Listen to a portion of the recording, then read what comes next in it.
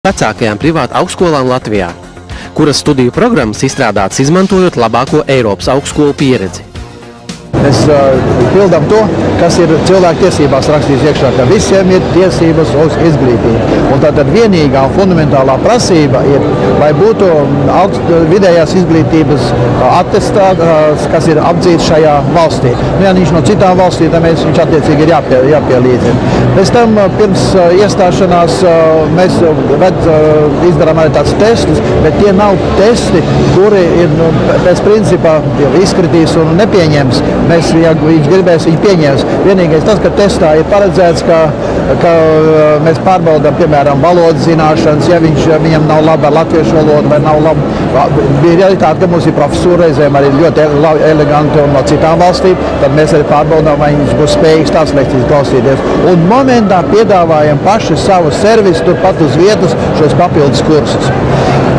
Attiecībā uz virzieniem mums galvenais ir tiesību zinātnes, kaut gan, kā jau visām raksturīgi privātajām augstskolām, viņas ir tādu profesionālu ievirzi, lai viņš beigās saņemtu kaut kādu dokumentu, kas apliecinātu par viņu profesionālo gatavību, atšķirībā no daudzām valsts augstskolām, kas dod tikai tos akadēmiskos grādus.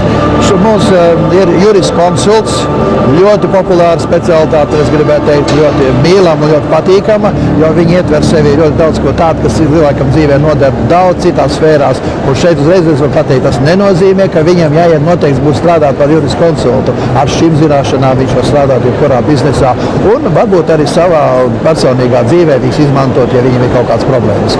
Nākošais ir uzņēmuma vadības speciālisti, kas ir diezgan tradicionāli Latvijas privātajām augstskolām, jo vēl ar vienu tās ir ļoti pieprasīts. Gan mums ir vairāk tādu, ne tik daudz lielo, bet tādu mazo uzņēmumu ievirza. Tad ir arī politoloģija.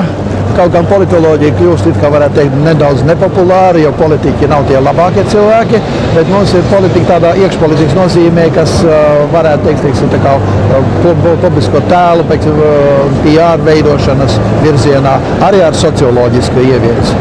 Augstskola arī piedāvā apgūt tulka profesiju no dažādām valodām. Protams, katru studentu gribētāju interesēs mācību maksa. Sociālo tehnoloģiju augstskola neprasa mācību maksu uzreiz par visu semestri. Šī mācību iestāde uzticās katram savam studentam, uzticās, ka viņš samaksās nepieciešamo summu saulaicīgi. Šis un daudzi citi apstākļi augstskolā tikai veicina pozitīvu attieksmi pret dzīvi, ja tā sacīt nesaskatīt cita acīs kā bargu. Atvērto durvju diena šajā augstskolā tiek rīkota 12. martā 13:00.